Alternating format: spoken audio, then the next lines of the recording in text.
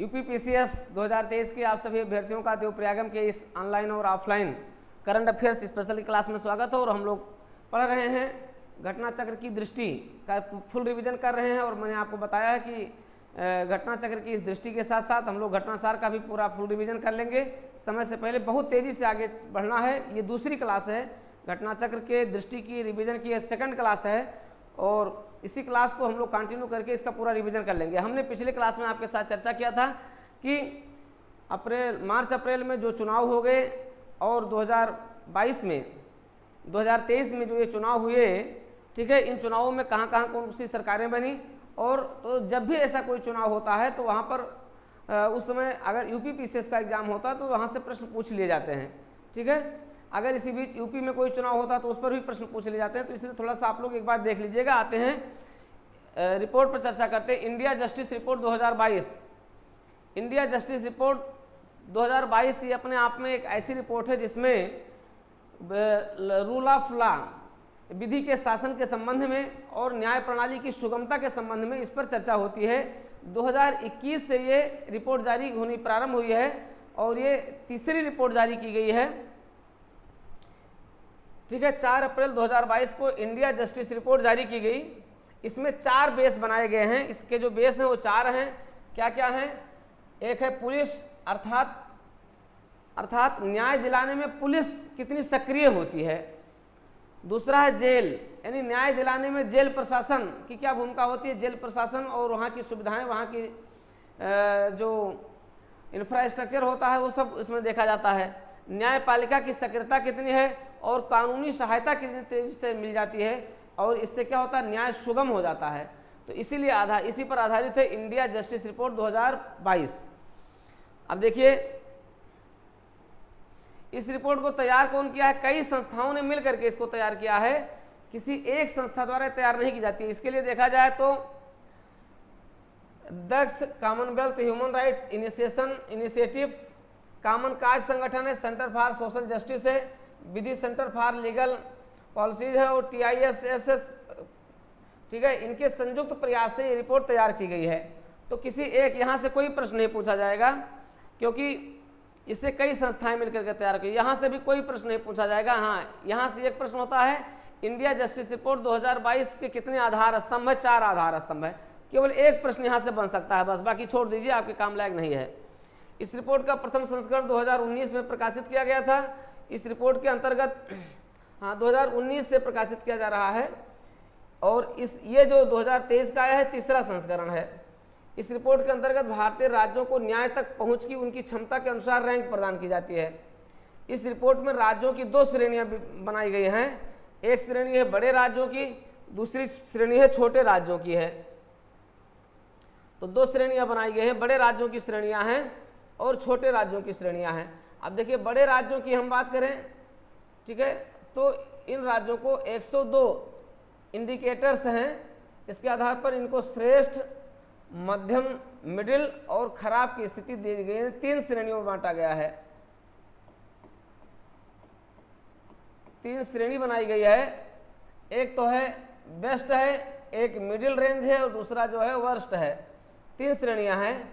तो IJR 2020 में बड़े राज्यों की रैंकिंग में कर्नाटक 6.38 अंक प्राप्त करके सर्वोच्च रैंक प्राप्त किया है। यानी कर्नाटक में जो न्यायिक व्यवस्था है, लोगों को न्याय दिलाने की व्यवस्था है, वो कहीं अधिक अच्छी है। तो ये भारत का श्रेष्ठ राज्य है। जबकि बड़े राज्यों में उत्तर प्रदेश अंतिम पायदान पर है। तो इसलिए ये इंपॉर्टेंट हो गया आपके यूपीपीसीएस के लिए। पूछा नहीं जाएगा लेकिन इंपॉर्टेंट है। बड़े राज्यों में कर्नाटक नंबर 1 पर है और उत्तर प्रदेश अंतिम पायदान यानी 18वीं रैंक है। तो फर्स्ट रैंक कौन है? कर्नाटक है और लास्ट रैंक कौन है? उत्तर प्रदेश है, ठीक है, इतना याद रखिएगा। छोटे राज्यों में सिक्किम, छोटे राज्यों की बात करें तो सिक्किम श्रेष्ठ राज्य है, जबकि गोवा अंतिम 7वें स्थान पर है, ठीक है। तो छोटे राज्यों में यहाँ पर भी इंपॉर्टेंट हो सकता है, वेरी इंपॉर्टेंट तो हम नहीं कहेंगे लेकिन इंपॉर्टेंट हो सकता है, ठीक है। छोटे राज्यों में सिक्किम क्या है? श्रेष्ठ राज्य है, जबकि गोवा जो है अंतिम पायदान पर है। न्याय के 4 स्तंभों के आधार पर बड़े और मध्यम आकार के शीर्ष 3 राज्यों का क्रम इस प्रकार से दिखाया गया है इसमें, एक बार देख लीजिए।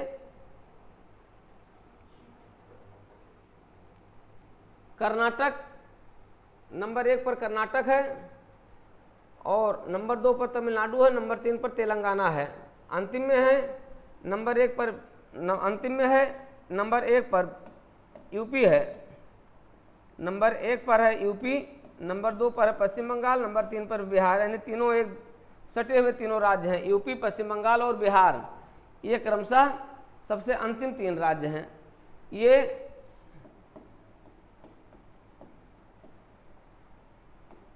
श्रेष्ठ 3 राज्य हैं, ठीक है।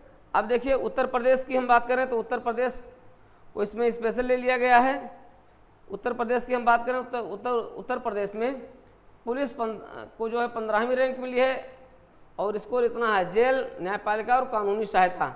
यानी इसमें पुलिस थोड़ी सी स्थिति सही है, बाकी किसी की स्थिति इसमें बहुत सही नहीं है, और ये दोनों लगभग बराबर स्थिति में हैं, ठीक है। तो ये हो गया आपका रिपोर्ट हो गई। यहाँ से प्रश्न पूछा जा सकता है, वैसे बहुत इंपॉर्टेंट नहीं है, लेकिन फिर भी एग्जाम में कुछ भी पूछा जा सकता है, ठीक है। तो इतना क्लियर हो गया।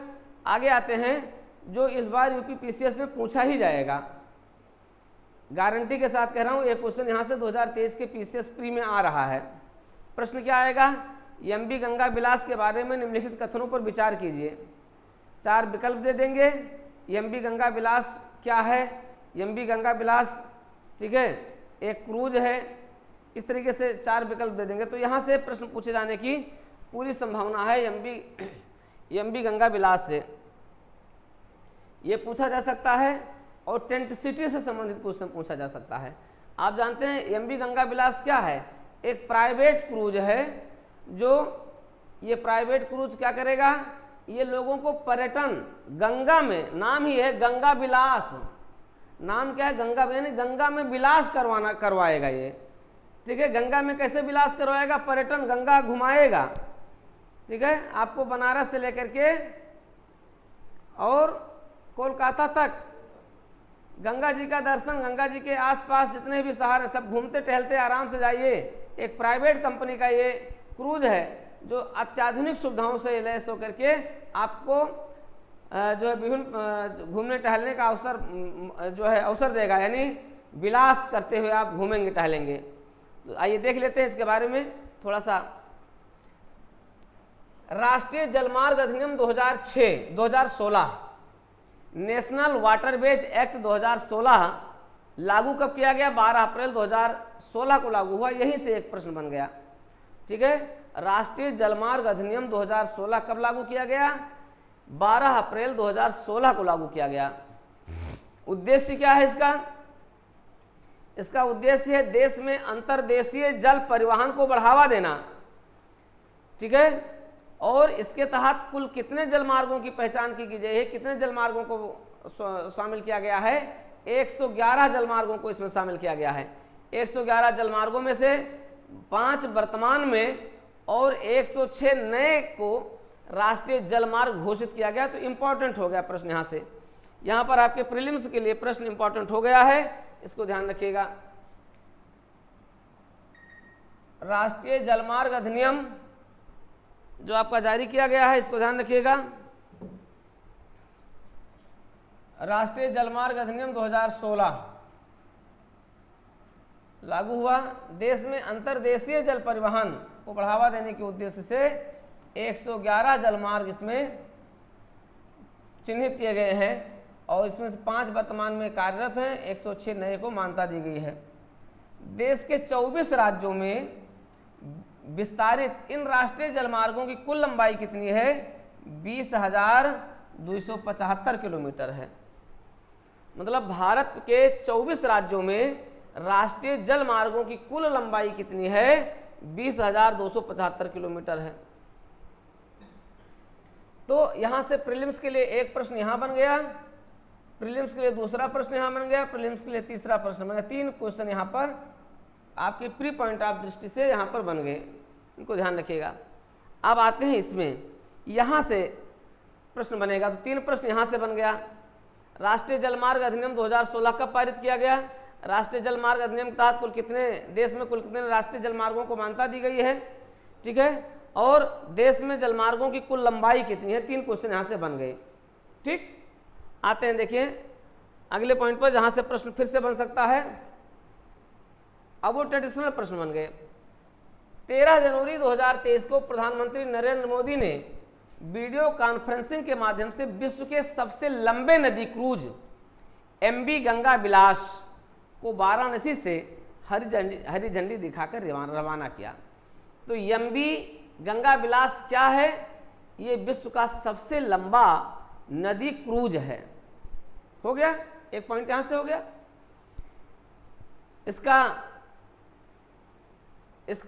इसे हरी झंडी दिखा करके रवाना किया। कहां से?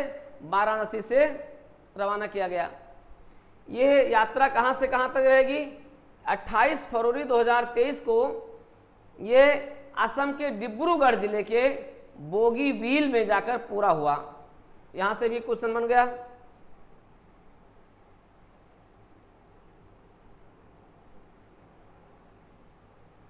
एक क्वेश्चन यहां से भी बन गया, ऐसे याद रखिएगा। वाराणसी में वाह है और बोगीबील में भी वाह है, हैं? हाँ, तो कहां से कहां तक?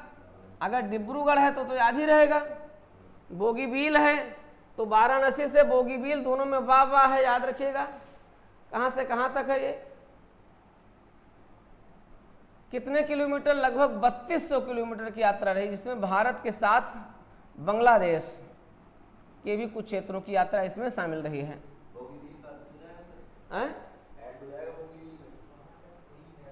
वहां तक ही गया है ना ये। हाँ, एमवी गंगा विलास क्रूज यात्रा राष्ट्रीय जलमार्ग संख्या 1। अब राष्ट्रीय जलमार्ग संख्या 1 कहां तक है? प्रयागराज से कलकत्ता यानी हल्दिया तक है। फिर वो हल्दिया से घूम जाएगा, बांग्लादेश होते हुए आसाम जाएगा। ठीक है, अब वो क्या पकड़ लेगा? फिर वो पकड़ लेगा राष्ट्रीय जलमार्ग संख्या 2 पकड़ लेगा। यानी एमवी गंगा विलास 2 NW से जा रहा है। NW1 और NW2 से जाएगा। NW1 से कहां तक जाएगा? प्रयागराज से कोलकाता यानी हल्दिया तक जाएगा। उसके बाद फिर वहां से 2 नंबर पकड़ेगा और फिर चला जाएगा, वो आसाम तक चलेगा। ठीक है, बोगीबाल तक चलेगा। अब ये देखिए, राष्ट्रीय जलमार्ग संख्या 1 गंगा भागीरथी हुबली नदी से निर्मित है, जबकि राष्ट्रीय जलमार्ग संख्या 2 ब्रह्मपुत्र नदी से है। ये भी इंपॉर्टेंट हो गया। ये क्रूज यात्रा कोलकाता से धुबरी तक इंडो बांग्ला प्रोटोकॉल मार्ग, कोलकाता से धुबरी तक इंडो बांग्ला प्रोटोकॉल मार्ग से होकर गुजरती है। ये यात्रा कुल 27 नदी प्रणालियों से होकर गुजरी। ये यात्रा कुल 27 नदी प्रणालियों से होकर गुजरी। इस यात्रा में विश्व धरोहर स्थलों, राष्ट्रीय उद्यानों, नदी घाटों, बिहार में पटना, झारखंड में साहिबगंज, पश्चिम बंगाल में कोलकाता, बांग्लादेश में ढाका, असम में गुवाहाटी सहित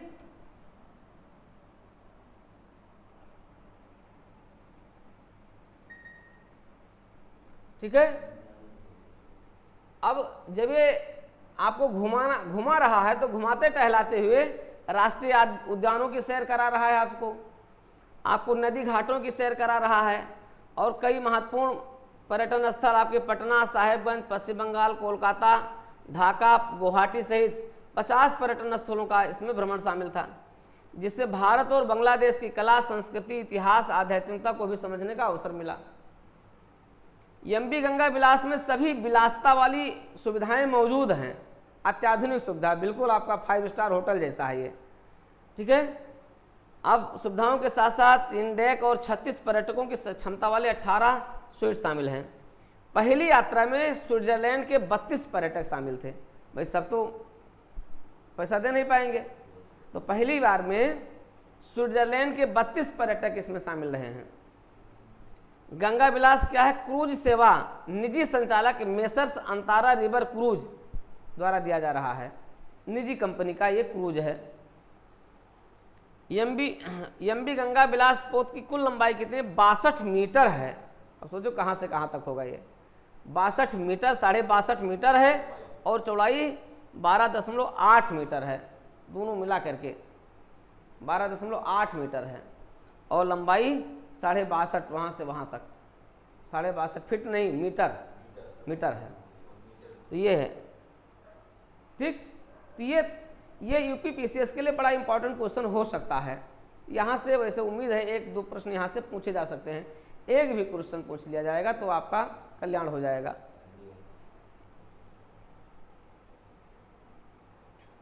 इसी से जुड़ा हुआ एक और आता है टेंट सिटी। टेंट सिटी ये भी पर्यटन की दृष्टि से है। टेंट सिटी 2 बनाई गई है, एक प्रयागराज में टेंट सिटी बनाई जा रही है और दूसरी टेंट सिटी, और पहली टेंट सिटी कहाँ बनी है? बनारस में।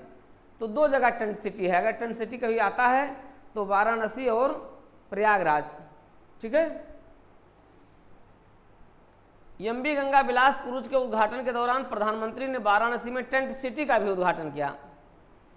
इस टेंट सिटी का निर्माण पब्लिक प्राइवेट पार्टनरशिप पर की जा रही है। बनारस विकास प्राधिकरण और निजी कंपनी द्वारा मिलकर के इसे बनाया जा रहा है। टेंट सिटी प्रतिवर्ष अक्टूबर से जून तक संचालित होगी। प्रधानमंत्री ने पश्चिम बंगाल में हल्दिया मल्टी मॉडल टर्मिनल का भी उद्घाटन किया, ठीक है। तो ये रहा। चलिए, तो ये इस तरीके से क्वेश्चन रहे, यहाँ से प्रश्न पूछे जाने की संभावना हो सकती है। आते हैं, केरल उच्च न्यायालय देश का पहला हाई कोर्ट बना है जिसने क्षेत्रीय भाषा में, क्षेत्रीय भाषा क्या वहाँ की मलयालम है, मलयालम में निर्णय देना शुरू किया है, ठीक है, वहाँ की क्षेत्रीय भाषा में। तो केरल उच्च न्यायालय क्षेत्रीय भाषा में निर्णय देने वाला पहला उच्च न्यायालय बन गया है, ठीक। आप जानते हैं कि 8वीं अनुसूची में कुल 22 क्षेत्रीय भाषाएं हैं जिन्हें राजभाषा का दर्जा प्राप्त है और इसमें से एक मलयालम भी है। तो इसमें बहुत इंपॉर्टेंट नहीं है, बस इतना ध्यान रखिएगा, ये जो निर्णय दिए जा रहे हैं इसमें आर्टिफिशियल इंटेलिजेंस का प्रयोग किया जा रहा है। आर्टिफिशियल इंटेलिजेंस इसमें बहुत तेजी से चर्चा में है। चलिए, तो यहाँ से बहुत इंपॉर्टेंट क्वेश्चन नहीं बन सकता, केवल इतना क्वेश्चन बन सकता है, इतना ध्यान रखिएगा।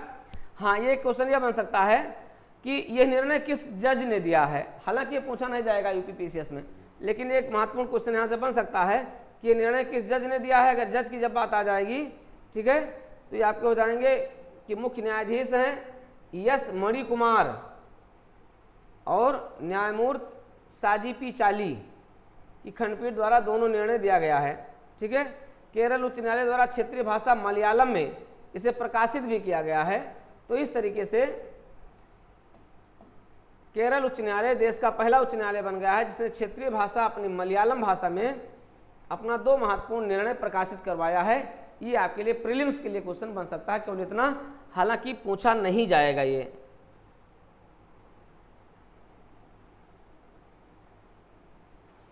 चलिए, आते हैं निर्वाचन आयुक्त की नियुक्ति पर उच्चतम न्यायालय का निर्णय, ये चर्चा में रहा है।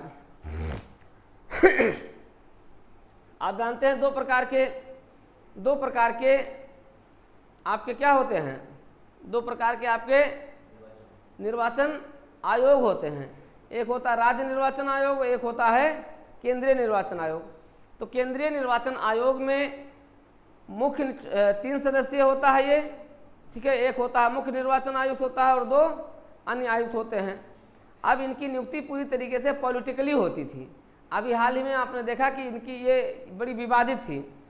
पंजाब के एक अधिकारी को 24 घंटे के अंदर उन्हें रिटायर भी कर दिया गया और उनकी अपॉइंटमेंट भी हो गई। सुप्रीम कोर्ट इससे बहुत नाराज हुआ कि इतना जल्दी कैसे हो गया, अगर पहले से सब सेट नहीं होता तो इसी को देखते हुए सुप्रीम कोर्ट ने गाइडलाइन जारी की कि सुप्रीम कोर्ट की 5 सदस्यीय संवैधानिक पीठ बैठी और उसने इसके बारे में गाइडलाइन जारी की कि हाँ किस प्रकार से इन लोगों की नियुक्ति की जाएगी, ठीक है। तो इनकी नियुक्ति किए जाने के संबंध में एक कोलिजियम बनाया गया है। 3 सदस्यीय कोलिजियम होगा जिसमें प्रधानमंत्री की अध्यक्षता वाला 3 सदस्य होगा, जिसमें प्रधानमंत्री होंगे, नेता प्रतिपक्ष होंगे और चीफ जस्टिस ऑफ इंडिया होंगे।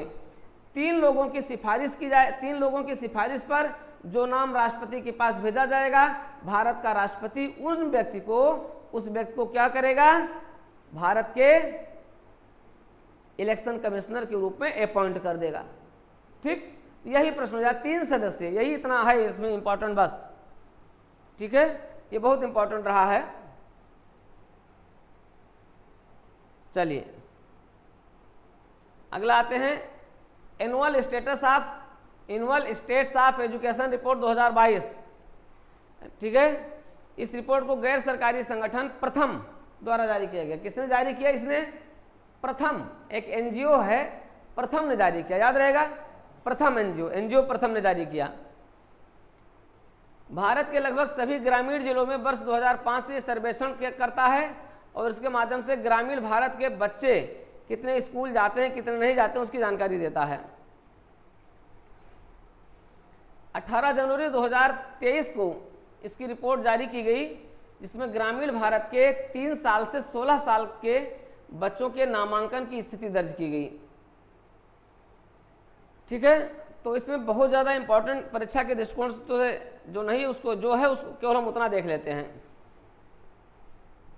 ठीक है, अब 2022 में कुल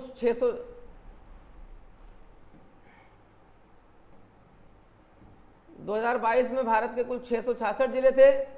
अब देखिए 616 जिले थे और लगभग 19,060 गांवों को शामिल किया गया था। इस रिपोर्ट में देखिए, इस रिपोर्ट में 6 से 14 वर्ष तक के आयु वर्ग के बच्चों हैं तो नामांकन दर विगत 15 वर्षों में 95% ऊपर रही है। आइए देखिए क्या है ये आंकड़ा। वर्ष 2018 में इतने प्रतिशत से बढ़कर वर्ष 2022 में कितना हो गया है, 97.2 से 98.4 हुआ है। ठीक है, 2022 में 11 से 14 वर्ष आयु वर्ग के स्कूल के बच्चे अनामांकित लड़कियों का आंकड़ा गिर करके 2% हो गया है। यानी वर्ष 2018 में 4.1% हो गया। वर्ष 2022 में 11 से 14 साल के आयु वर्ग के स्कूल में अनामांकित लड़कियों का आंकड़ा गिरा है और 2% आंकड़ा हो गया है, मतलब जो नामांकन नहीं करवा पाए हैं। ठीक है, लेकिन यह आंकड़ा उत्तर प्रदेश में 4% है। इसके अतिरिक्त वर्ष 2022 में 15 से 16 वर्ष की आयु के 7.9% लड़कियां अनामांकित थीं, जबकि वर्ष 2018 में 13 था। इसका मतलब ये हुआ कि इस आंकड़े में गिरावट आई है और ये अच्छी स्थिति है, नामांकन अधिक बढ़ा है। सिर्फ 3 राज्यों में 15 से 16 वर्ष की आयु के वर्ग के अनामांकित लड़कियों का अनुपात 10% से अधिक है। आते हैं देखते हैं ये कौन कौन है। ये 3 हैं, मध्य प्रदेश है, उत्तर प्रदेश है और छत्तीसगढ़। 3 राज्य इसमें शामिल हैं। ठीक है, मध्य प्रदेश, उत्तर प्रदेश और छत्तीसगढ़। अब इसमें देखिए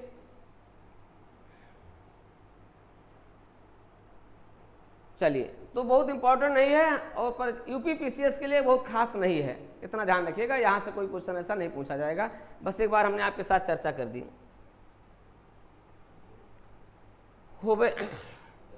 हुबल्ली जंक्शन, ठीक है, हुबल्ली जंक्शन विश्व का सबसे लंबा रेलवे प्लेटफार्म हो गया।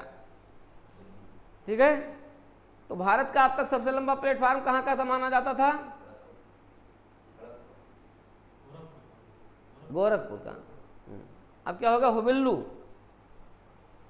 श्री सिद्धारूढ़ा स्वामी जी हुबल्लू जंक्शन को सामान्यतः SSS हुबल्ली के नाम से जाना जाता है।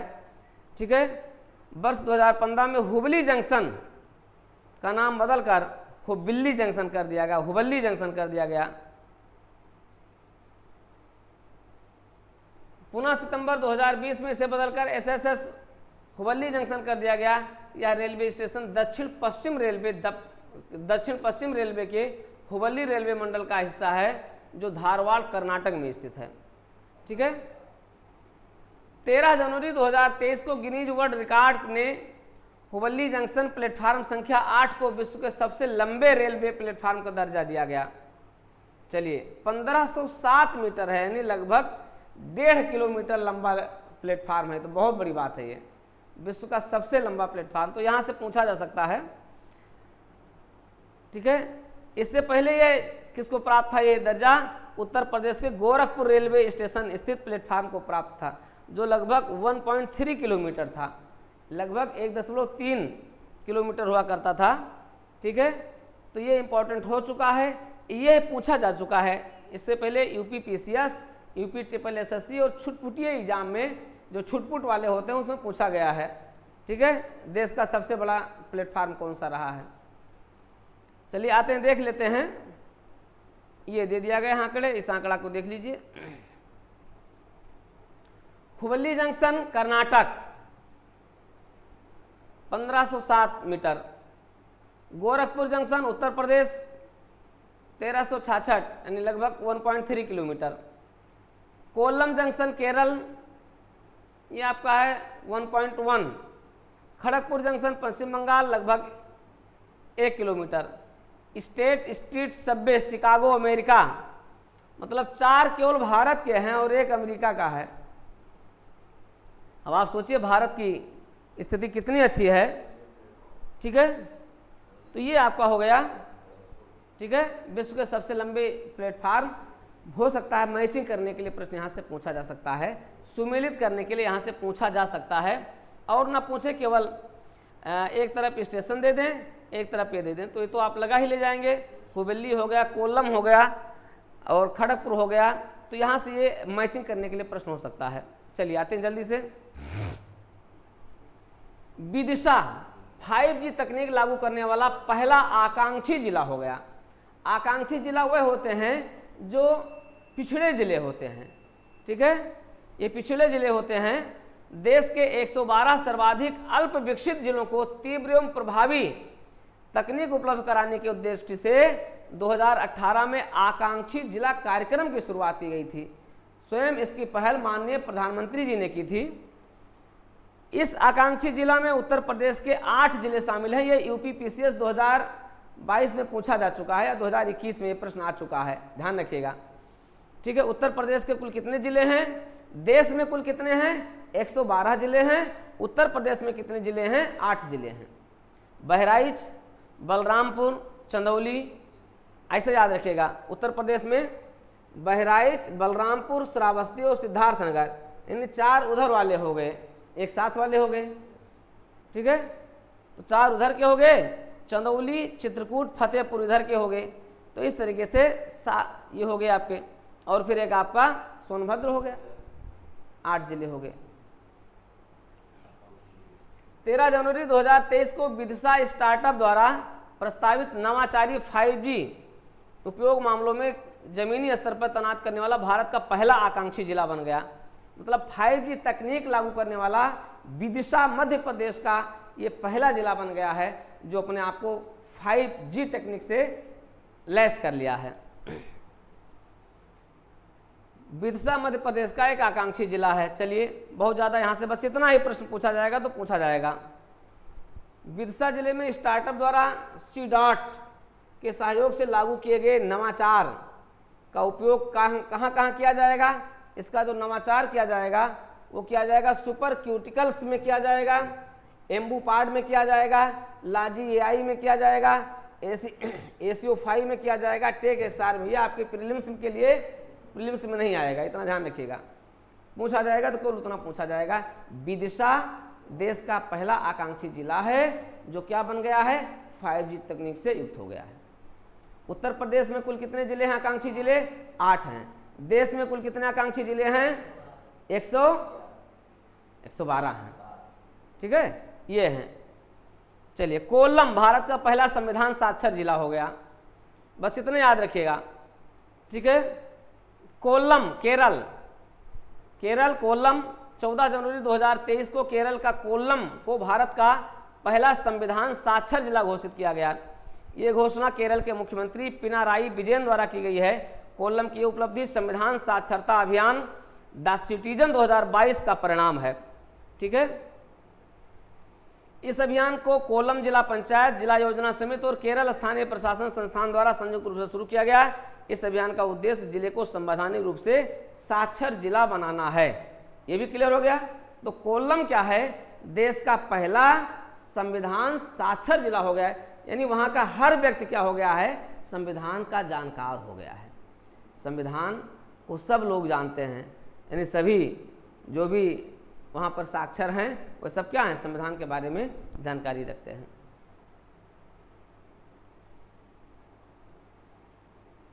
इस अभियान के तहत जिले के 7 लाख से अधिक परिवारों को संविधान के मूल सिद्धांतों पर शिक्षित किया गया है। इसके अतिरिक्त जिले के 7 लाख से अधिक परिवारों के 10 वर्ष से अधिक आयु के लगभग 23 लाख लोगों को संविधान के विभिन्न पहलुओं पर शिक्षित किया गया है। इस अभियान के अंतर्गत शामिल 2000 शिक्षकों को सीनेटर कहा गया। ठीक है, तो ये सीनेटर के रूप में जाने गए। ठीक है मित्रों, तो ये आपकी क्लास आज की रही है। इसका जल्दी से फटाफट रिवीजन कर लीजिएगा। जल्दी से क्वेश्चन और बता दें, ये बड़ा इंपॉर्टेंट है, इसमें चल रहा है देश भर में बल्कि विदेश पर चल रहा है ग्रीन हाइड्रोजन मिशन। बहुत इंपॉर्टेंट है, ये भविष्य का ईंधन है और वैकल्पिक ईंधन के रूप में इसे देखा जा रहा है और भारत के पास इसकी बहुत बड़ी क्षमता है। प्रधानमंत्री जी के ड्रीम प्रोजेक्ट में शामिल है भारत का ग्रीन हाइड्रोजन मिशन। तो प्रधानमंत्री नरेंद्र मोदी ने वर्ष 2047 तक भारत को एक ऊर्जा स्वतंत्र एनर्जी इंडिपेंडेंट राष्ट्र के रूप में बदलने का निर्णय लिया है कि हम विश्व भर से कहीं से कोई एनर्जी आयात नहीं करेंगे, हम आपन तेज सम्हारो वापे और तीनों लोग हाँकते कापे। यानी भारत क्या होगा, भारत एनर्जी के रूप से पूर्णतः आत्मनिर्भर देश होगा। और आप ये भी जानते हैं कि प्रधानमंत्री जी ने 2070 तक शुद्ध शून्य नेट जीरो उत्सर्जन हासिल करने का लक्ष्य है। ये दोनों प्रश्न बड़े इंपॉर्टेंट हो गए, ये दोनों यहाँ से प्रीलिम्स के लिए इंपॉर्टेंट हो गए। एक तो 2047 तक भारत को ऊर्जा स्वतंत्र राष्ट्र घोषित करना और 2070 तक नेट जीरो राष्ट्र घोषित करना। मिशन को मंजूरी कब दी गई, 4 जनवरी 2023 को पीएम की अध्यक्षता वाली कैबिनेट कमेटी ने राष्ट्रीय ग्रीन हाइड्रोजन मिशन को मंजूरी प्रदान की है। मिशन के लिए प्रारंभिक परिव्यय कितना है, 19,744 करोड़ है।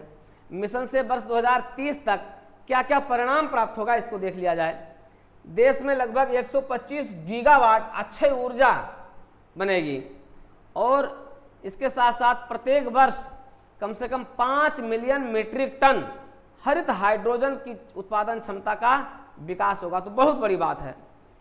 इसके लिए 8 लाख करोड़ रुपए से अधिक का निवेश होगा। इसके लिए 6 लाख से अधिक रोजगार का सृजन होगा। कुल मिलाकर 1 लाख करोड़ रुपए से अधिक जीवाश्म ईंधन के आयात में कमी हो जाएगी, अर्थात अब हम कोयला मंगाएंगे नहीं। ग्रीन हाउस उत्सर्जन में 50 मिलियन मीट्रिक टन की कमी आएगी। तो ये बहुत बड़े लक्ष्य रखा गया है। इसके अलावा उद्देश्य इसका क्या है, भारत को विश्व में ग्रीन हाइड्रोजन का अग्रणी उत्पादक बनाना।